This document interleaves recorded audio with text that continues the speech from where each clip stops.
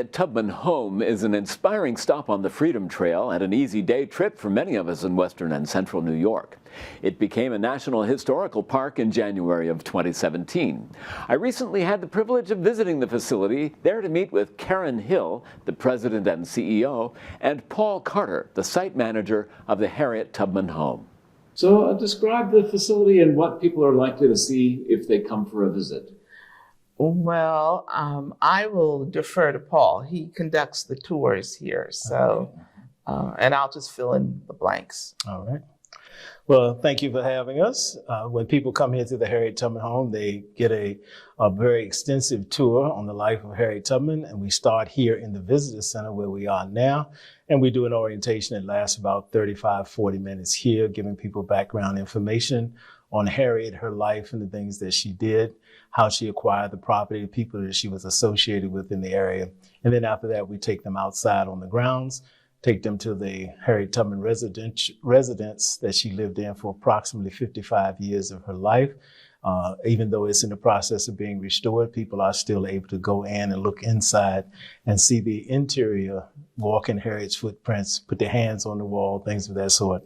And then we take them through the Harriet Tubman Home for the Aged, which is still here on the property, and they get an opportunity to see that on the inside as well. So there are visitor center and then an administrative building. And it's an admin building, and it's really great that you pointed out these two buildings, because these two buildings are not so much historic buildings. They do blend in with the property, but they were buildings that were literally built by the people from the African Methodist Episcopal Zion Church from their offerings. In the AME Zion Church tradition, there are, which are not typically large congregations, and they're like two offerings. When I was a child, I remember one being the silver offering. It's now just, now it's the Ministry of Kindness, but it's the first offering that's the benevolence. And then the second offering to do the work of the church and the work of our connection. And it's from that silver offering that people just really sacrificed and had fundraisers and we have, I think, a plaque on the wall for those who contributed mightily and endearingly to see that we would have a visitor center so we could really share the arc of Harriet's life. I mean, just the longevity of her life, 91 years, that needed to be told. We wanted to be able to tell the story, and I think here we're sitting in front of our events in American and world history and events in Harriet Tubman's life. So sort of cradle to grave for Harriet Tubman and also what was going on in the country and in the world. But every time I'm here in this building, and we're working on having a more permanent visitor center, state-of-the-art facilities, what we are hopeful for. I cannot help but be thankful that the sacrifice was made by people who came before Paul and I to build this great visitor center and to give us an admin building, which also doubles as our library. So I mean, just tremendous sacrifice by the African Methodist Episcopal Zion Church. Tubman bequeathed her property to the AME Zion Church 10 years before she passed away. She passed away on March 10th, 1913. And so it was a very deliberate move on her part to make sure that her legacy, her work, her mission stayed intact to be shared with generations yet unborn. And so I really commend the work of the African Methodist Episcopal Zion Church, which is known historically as the Freedom Church. And it was the church. It's where Frederick Douglass got his preaching credentials at the AME Zion Church of New Bedford. It's where Sojourner Truth changed her name at the altar of the denominational home, the Mother AME Zion Church, from Isabella Bumfree to Sojourner Truth. So, it has a rich social justice history. So, I mean, we're just really very proud that, here we are 100 and my math is so bad, 120 plus years later, that the property is here, it's intact, and we're working on preserving it and bringing it back to as close to the way it looked during the time that Harriet stepped on these grounds. And I think you're on the grounds now. One of the things that happens here is so many of our visitors talk about when they step onto the grounds, they feel that they are inhabiting her spirit and what she stood for. And Karen, is there ongoing stewardship for the repairs and the upgrades? Well, yes, as you may know, we are the Harriet Tubman Home, and we're also the Harriet Tubman National Historical Park. We're actually the first park in the national park system where the entire lay of the land, all 32 acres, is Harriet's actual property. I mean, we have Maggie Walker House and Bethune-Cookman House, but this is the only park, okay? And because Harriet put this property together, and if you think about it, this is a woman born into slavery. The fact that she was able to put together this assemblage, 7 acres and 25 acres, 32 acres, that's the biggest part of the park. So we're very proud that Harriet is the first woman. We need more women to have, first African-American women. We need more African-American women to be recognized. We're actually the 414th park, and we're looking in the coming months to be able to conclude and wrap up all of the protocols that are necessary once you become a national park, so that we're in fuller partnership with the national park system. But everybody should remember that we are the 414th. My dream is for Ken Burns to go back and revisit his national park series so that he includes smaller parks like this, the Tubman Park, which is semi-rural, and urban parks, because parks east of the Mississippi tend to be smaller, and they're not Yosemite, they're not, they're just not Yellowstone, we're not the grand parks, but we're really important parks. And to the extent that we know how important we are, we've been sort of struggling with reopening and opening safely, having big crowds here this summer because we had the Journey to Freedom statue here. It was here in July and August, so we had large crowds. But what I am inspired by is the fact that during the period of the Black Lives Matters protest marches, which were inspired as a way of expression around the death of George Floyd at the hands of law enforcement, that we had so many young people who just reached out saying, is the park open? And of course, we were closed. But I remember on one Friday night, I got a phone call from someone who knew someone who they had rented RVs and they came across the street from the property and they just wanted to be close to Harriet. Oh, okay, and these were young people who were looking for that connection back, for that touchstone, to fill their spirits. Okay, and so Harriet was still working, the park was still working, even though we were closed. They came anyway. So this is an important park. This is an important park. The park stands for, and what we try to share with the public as they come and they visit, that Harriet's had core values in her life. Chief among them was faith. Her faith is what really motivated her to do her good works. her freedom, family, community, self-determination, social justice, and equality. Those are the things that she stood for. And she was a tremendous humanitarian. I mean, can you imagine being born into slavery? You come into this property and you're able to establish an infirmary, a hospital on the property. And you know that you feel in your spirit that everyone in this country should have good, high quality health care. So you open your hospital to Blacks and whites alike, so that they can get the best possible health care, okay? At no cost. It's incredible. It's incredible.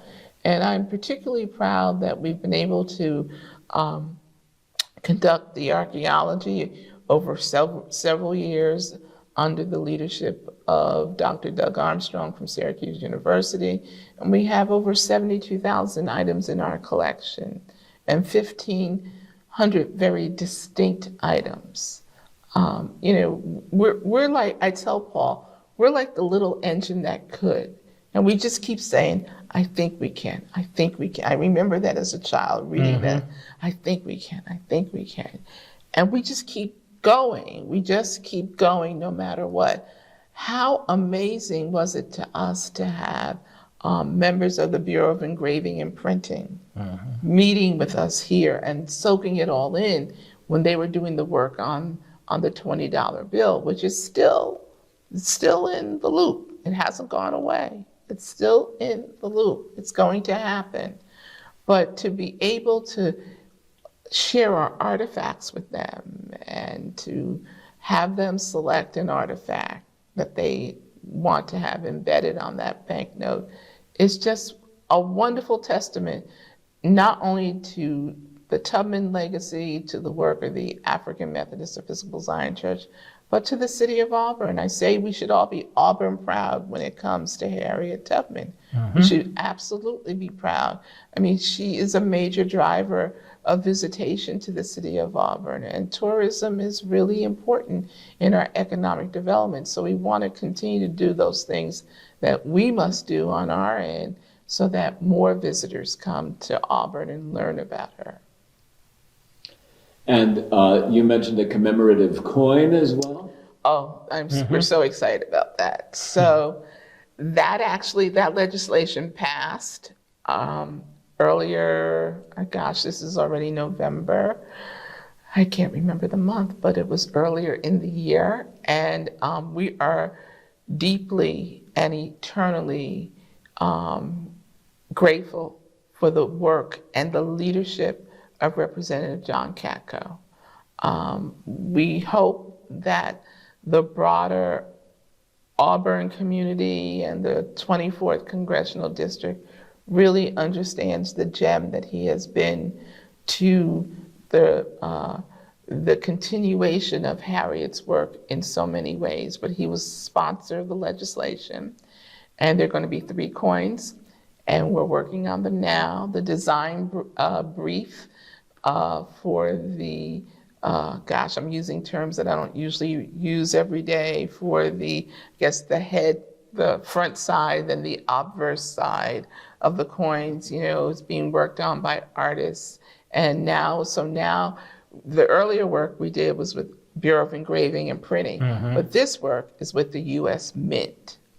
So we're on a tight timeline, and the coins will be revealed in January of 2024. And this allows every family to have a keepsake, a family keepsake that they should pass on to generations. It is currency of the realm, so you'll be able to use it, to buy and sell things, but you would want to keep the set, and so that it is passed on, and tell the stories of why she's important in your household. Speaking of the time period. I see right behind you, Paul, it says 1822 is the year of her birth. That makes this year an anniversary year. It is. This is the 200th anniversary of Harriet's life, and many people have come here because it is, and they want to be a part of this. The city of Auburn is doing a lot to help us celebrate that, and it's been an ongoing all-year celebration here in the city. And we've had people from all over the world who have come and been a part of this celebration this year. So please describe what someone would see when they visit the Harriet Tubman Home, when they visit you here. When they visit us here, they first, as I say, come to the visitor center here. They get an opportunity to go through all of the information on the boards, the exhibit boards that we have here. They get to see the Home for the Aged, which was a place that she set up to take care of those who were in need. They also get to see pictures of the John Brown Home for the Aged and Indigent Negroes, which was started by Harriet, which Ms. Hills mentioned was the hospital, infirmary hospital that she had on the property. It is no longer here. We do have the foundations to it, but they do see the picture of it the way it used to look. And then we take them across the field to Harriet's residence, where she lived for 55 years.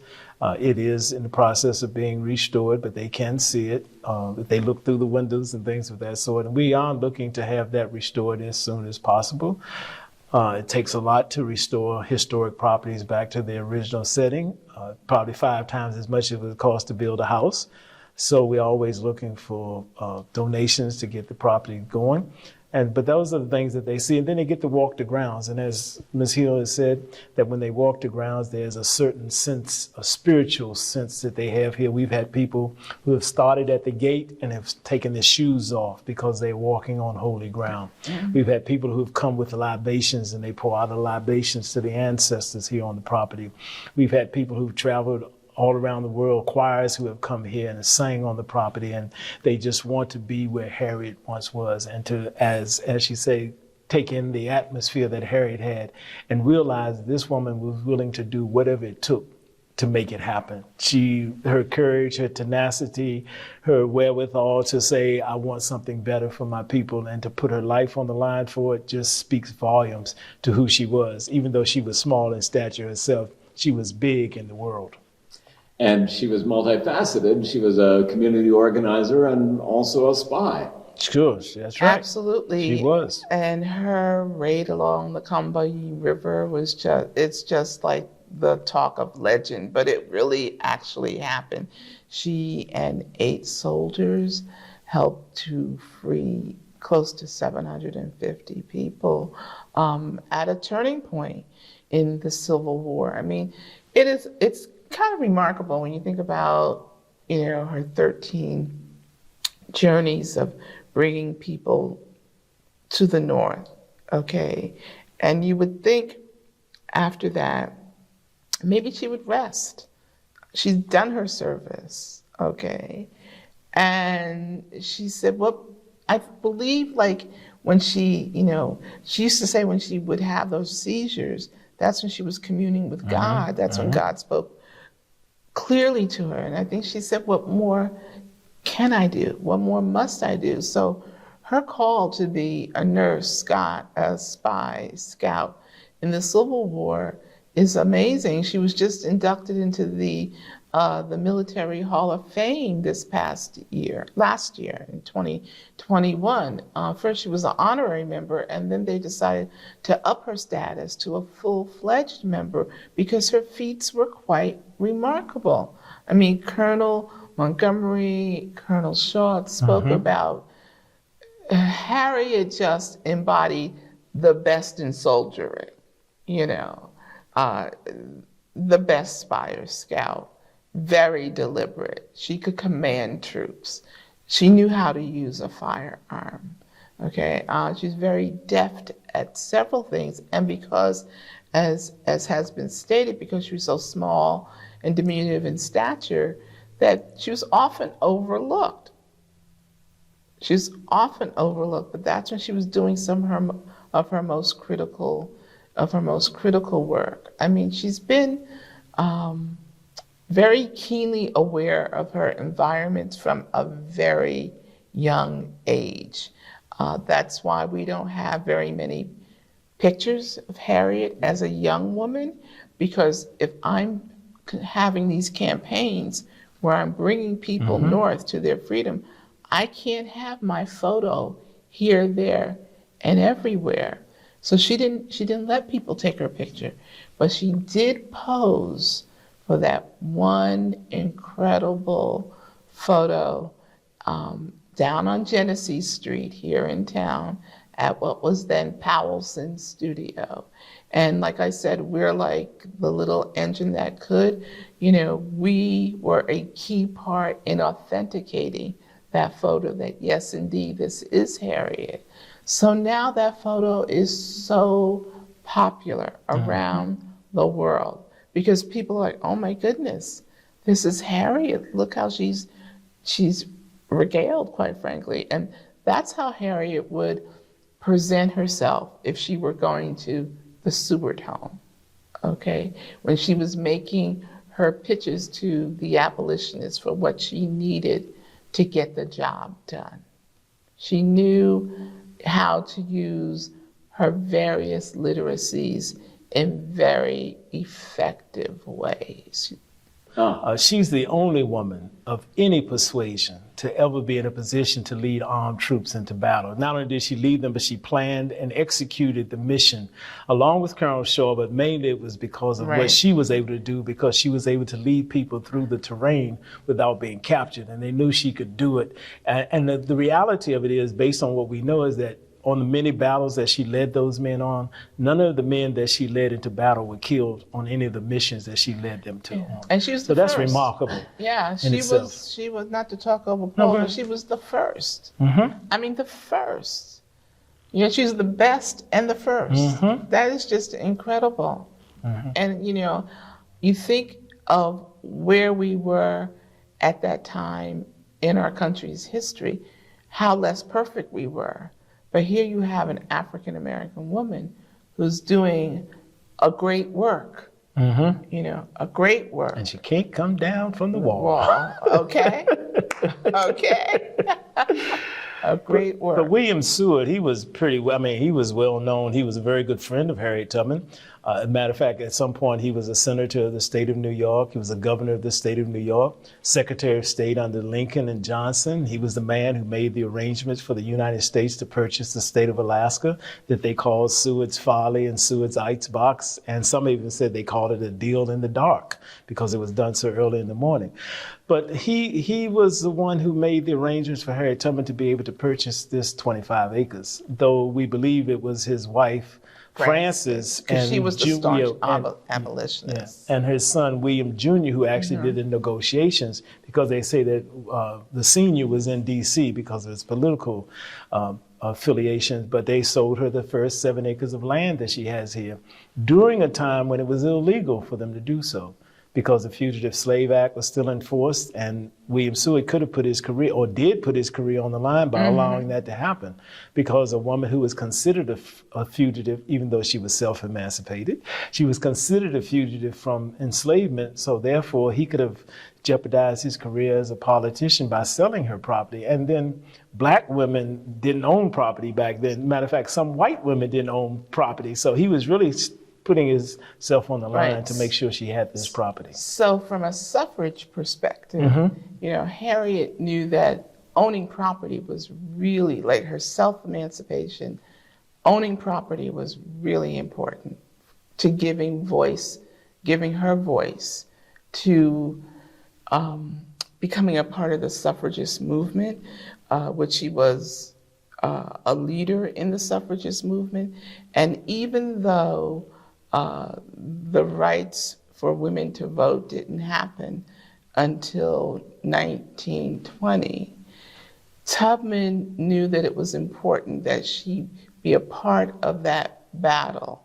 And even though she knew initially that that battle would not include women that looked like Harriet and other women of color, but she knew that, she was an amazing humanitarian because she always thought more about what she could contribute to broadening the franchise, broadening the opportunity, even if the opportunity did not include her initially.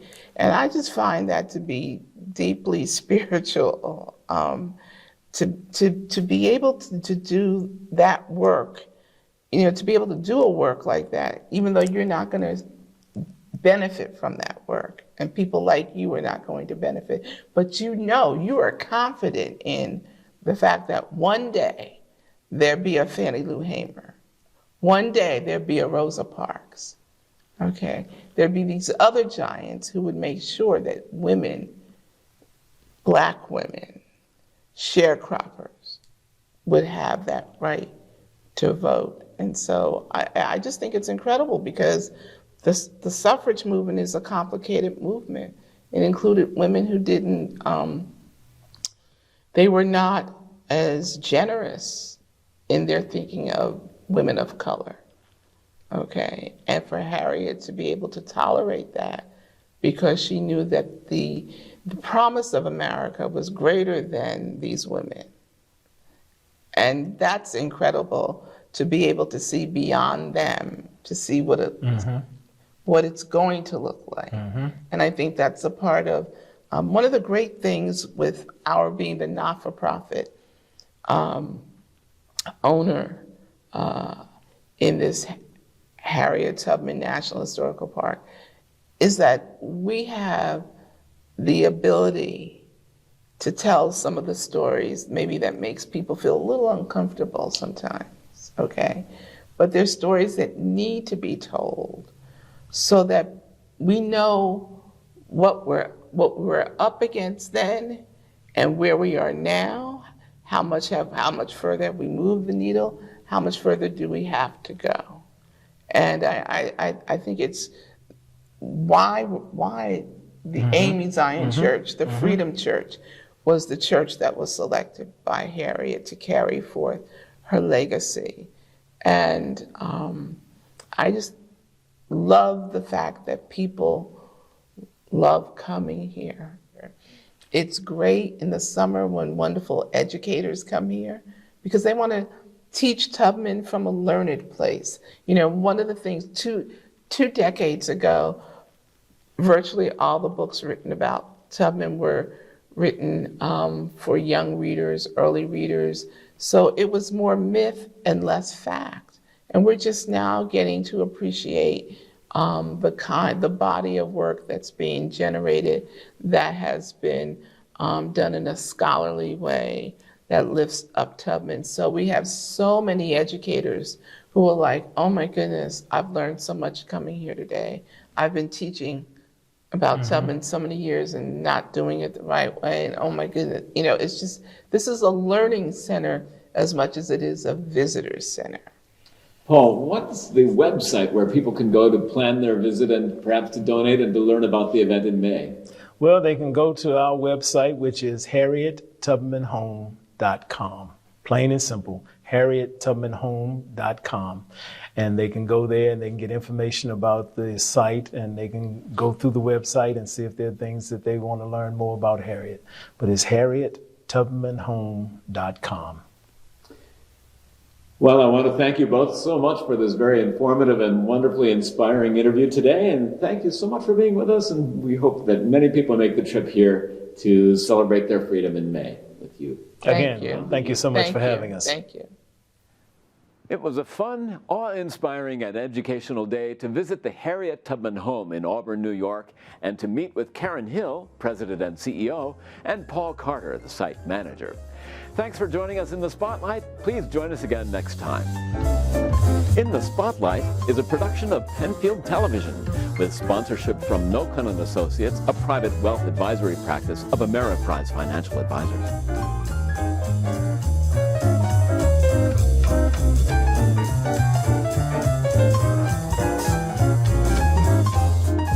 If you enjoy this program, please find us on Facebook, like and share the program, and find our full playlist on YouTube. Thank you so much for watching.